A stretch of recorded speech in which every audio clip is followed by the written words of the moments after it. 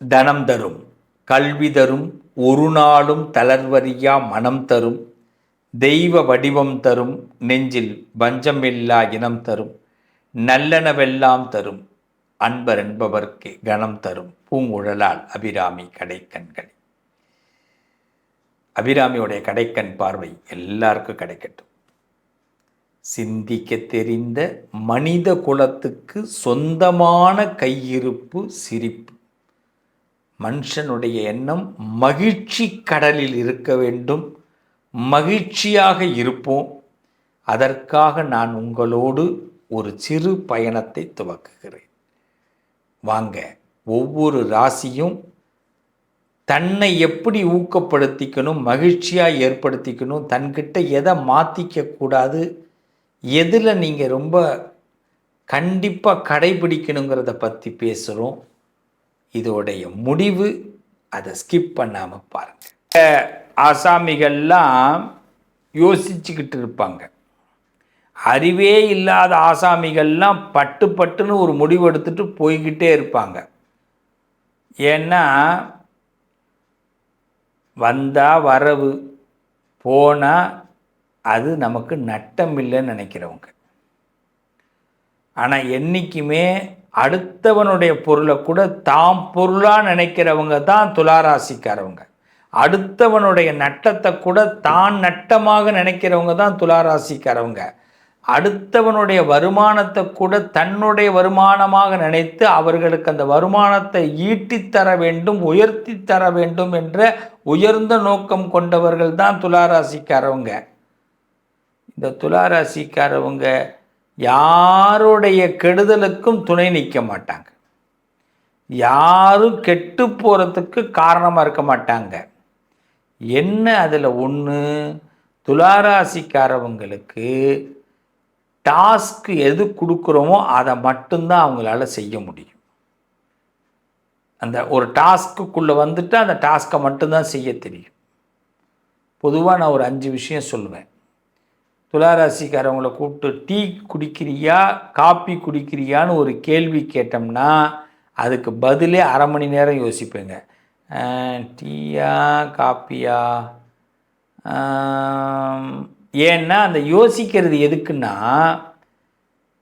கேட்டவனுக்கு தொந்தரவு வரக்கூடாதுன்னு நினைக்கக்கூடியவர்கள். இப்போ நம்ம காப்பியை கேட்டுறோம், அவர் பாவம் இனிமேல் டிக்காஷன் போட்டு, அவர் பால் வாங்கி டிக்காஷன் போட்டு, நமக்கு ஜீனி கொஞ்சம் கூட இருந்தால் தான் பிடிக்கும், அந்த ஜீனி அவர் போட்டு சர்க்கரை தரணும். சரி, டீயை கேட்டுறோம், டீ தூளே அவர்கிட்ட இல்லைன்னா என்ன பண்ணுவார்? அதை போய் வாங்கிட்டு வந்து அவர் வடிகட்டி, எவ்வளவு கவலை பாருங்க. டீயா காப்பியான்னு கேட்டால் காப்பி கொடு டீ கொடுன்னு சொல்ல வேண்டியதானே. ஆனால் சாப்பாட்டு மீது இருக்க விட ஆசையை விட அதை கொடுப்பவர்கள் மீது ஆசை அதிகம் கொண்டவர்கள் துளாராசிக்காரர்கள். ஏன்னா அவங்க கஷ்டப்படக்கூடாது, வருத்தப்படக்கூடாது, நம்ம வேணால் டீ இல்லாமல் இருந்துக்கலாம், காப்பி இல்லாமல் இருந்துக்கலாம்னு நினைக்கக்கூடியவர்கள். அப்படி இருக்கிறவங்க அரை மணி நேரம் இல்லை, 1 மணி நேரம் யோசித்து கூட பதில் சொல்கிறது தப்பு இல்லைங்கிற. இன்னொரு விஷயம் ரொம்ப முக்கியம் என்ன தெரியுமா? எல்லாரும் சந்தோஷமாக இருக்கணும்னு நினைக்கிறது தான் துளாராசியோடைய நோக்கம். இது பல பேருக்கு புரியாது.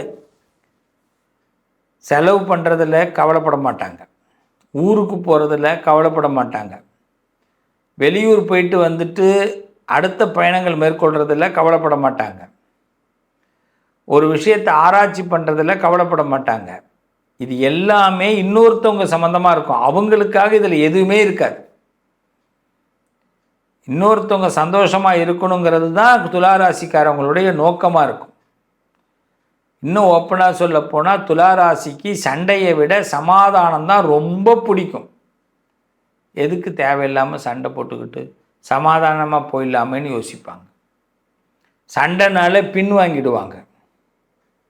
அப்படியே சண்டை போட்டு கோபம் வந்துருச்சுன்னா மன்னிப்பு இவங்க தான் உடனே கேட்டுடுவாங்க. சாரிங்க, தப்பாக நினச்சிக்காதீங்கன்னுவாங்க. இவ்வளோ நல்ல குணம். ஆனால் ஒரு விஷயம் என்ன தெரியுமா? 2 ட்ரெஸ்ஸில் எதை போடுறதுங்கிறதுக்கு ஒரு குடும்பத்துக்கு கூட்டத்தையே கூட்டுவாங்க. சுடிதாரு புடவை லேடிஸாக இருந்தால், ஜென்ஸாக இருந்தால் வேஷ்டி பேண்ட்டு. துளாராசிக்காரர் முடிவு பண்ணுவார், வேஷ்டி போட்டுக்கலாமா பேண்ட்டு போட்டுக்கலாமா, சுடிதார் போட்டுக்கலாமா இல்லை சேரீ கட்டிக்கலாமா. இந்த அம்மாவும் யோசிப்பாங்க துளாராசியாக இருந்தால். இதுக்கு உடனே குடும்பத்தில் ஒரு மீட்டிங்கே போட்டுருவாங்க. ஏன்னா சரி சேரீ கட்டிக்கோ அப்படின்னு சொன்னால் கருப்பு கலர் கட்டிக்கவா நீல கலர் கட்டிக்கவா, நீல கலரே கட்டிக்கோ அப்படின்னா அடுத்து கேட்பாங்க காட்டன் கட்டிக்கவா பாலிஸ்டர் கட்டிக்கவா. அடாடாடாடாடா என்னடா இது ஒரே கொடுமையாக போச்சுன்னு பக்கத்தில் உள்ளவன் யோசிப்பான். காட்டன் கட்டிக்கோ, ரைட். ப்ளவுஸ் மேட்சிங்காக போட்டுக்குவா இல்லை கான்ட்ராஸ்டாக போட்டுக்குவா. அப்போ ஒரு கேள்விக்கு பதில். இதே ஜென்ஸாக இருந்தாலும் அதே தான்.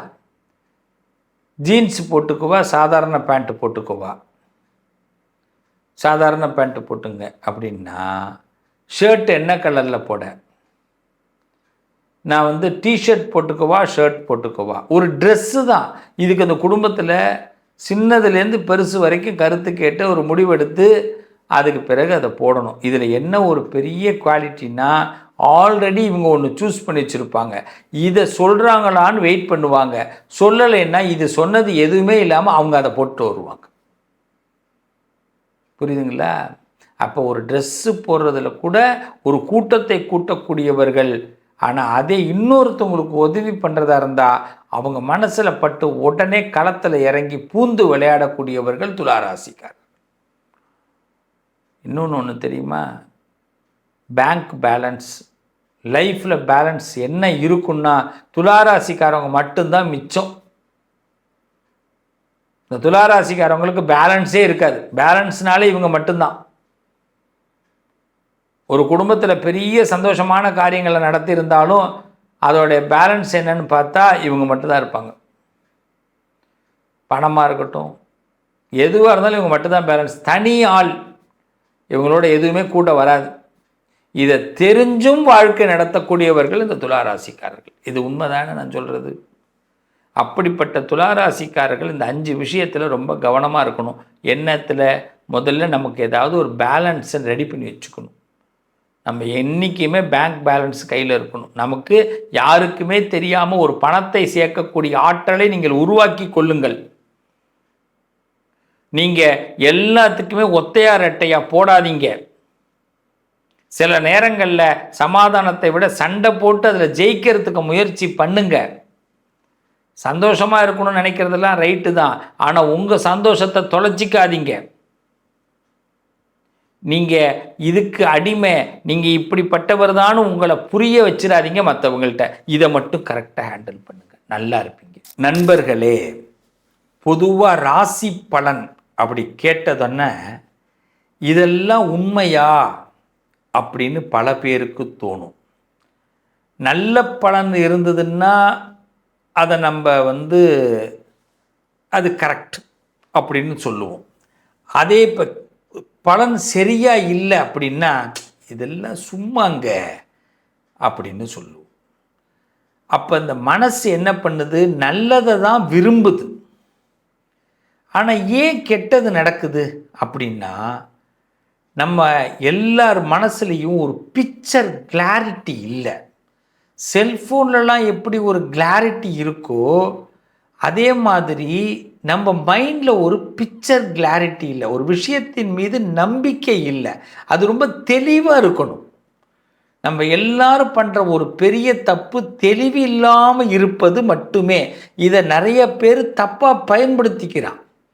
நான் பொதுவாக ஒன்று சொல்லுவேன், நம்ம எல்லாருக்கிட்டையும் ஒரு சூப்பர் பவர் இருக்குது. அதை யாராவது நீங்கள் முடியாது இல்லைன்னு சொல்ல முடியுமா? சூப்பர் பவர் ஒன்று இருக்குது. ரொம்ப சிம்பிளாக ஒன்று சொல்கிறேன். ஒரு 2 நாளைக்கு நீங்கள் ஃபோனை நிப்பாட்டிடுங்க, எவ்வளோ ஞாபக சக்தி வருதுன்னு பாருங்கள்.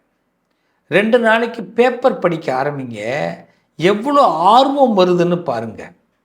2 நாளைக்கு நீங்கள் ஏதாவது ரொம்ப அமைதியான இடத்துல வாக்கிங் போய் பாருங்கள், எவ்வளோ சந்தோஷம் வருதுன்னு பாருங்கள். ஆனால் இதெல்லாம் நம்மளால் தொடர்ந்து செய்ய முடியுமா? காலத்தோட கட்டாயத்துக்குள்ளே போய் மாட்டிக்கிறோம்.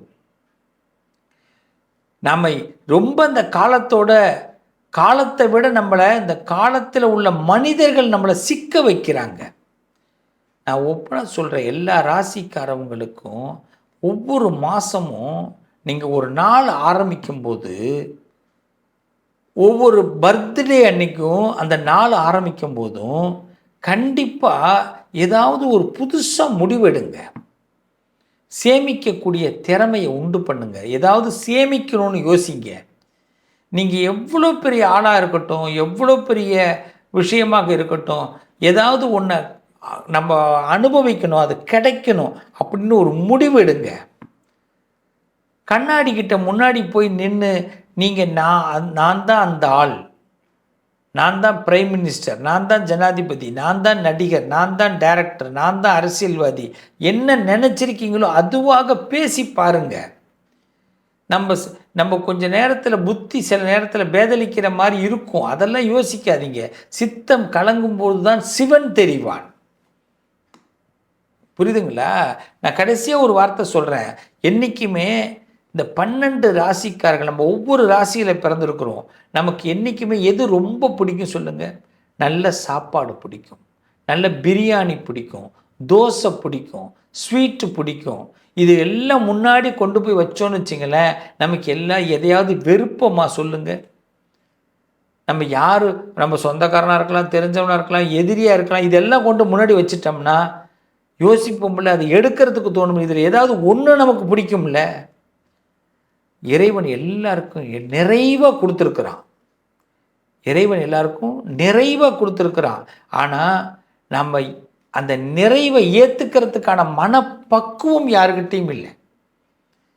நீங்கள் உங்கள் குடும்பத்தில் உங்களை யாராவது நிராகரிக்கிறாங்க, உங்களுக்கான ஒரு சரியான ஒரு ரெகக்னைசேஷன் கிடைக்கல அப்படின்னா ஒன்றே ஒன்று நல்லா தெரிஞ்சுங்க.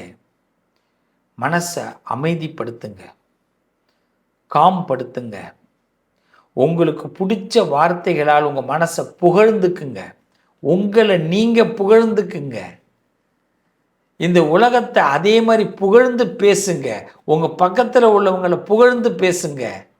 முதல்ல உங்களை புகழ்ந்துக்குங்க, அப்புறமா பக்கத்தில் உள்ளவங்களை புகழ்ந்து பேசுங்க. இந்த பிரபஞ்சம் உங்களை பார்க்கும். சில பேர் யோசிப்பான், இவன் என்ன லூஸான்னு கூட யோசிப்பான். அதை பற்றி நீங்கள் யோசிக்காதீங்க. ஆனால் நம்ம புகழ்ந்துட்டு போன பிறகு அவன் யோசிப்பான், நம்மளை ஏன் இவன் பாராட்டினா, பரவாயில்ல நம்ம ஏதோ நல்லது பண்ணியிருக்கும் போல இருக்கு அப்படின்னு இவனுக்கே தோணும். அவன் என்ன பண்ணுவான், அதை 2 பேர்கிட்ட பாராட்டுவான். இப்படி தாங்க வாழ்க்கை. அதனால் இந்த வாழ்க்கை திருப்பி அதே பாராட்டு உங்களை திரும்பி தேடி வரும். இது நியூஸ் பாஸ் ஆகும். ஆனால் இதை ஆரம்பித்தவன் யாருன்னு நீங்கள் உங்களுக்கு மட்டும்தான் தெரியும். ஆனால் உங்களுக்கிட்டே அந்த நியூஸ் வரும் பாருங்க, அங்கே தான் நீங்கள் ஜெயிக்கிறீங்க. கொஞ்சம் டைம் எடுக்குங்க, ஆனால் கண்டிப்பாக வெற்றி உறுதியாக இருக்கும், நல்லது நடக்கும். உங்களை அடுத்து வரக்கூடிய தலைப்பு உங்களுக்கான சதவிகிதங்களை பற்றி பேசக்கூடிய தலைப்பாக உள்ள வரப்போகிறேன். Wait and see.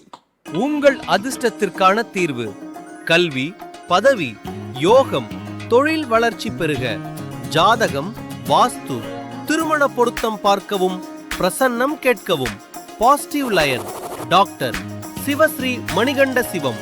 தொடர்பு கொள்ள வேண்டிய வாட்ஸ்அப் எண் 7904137178.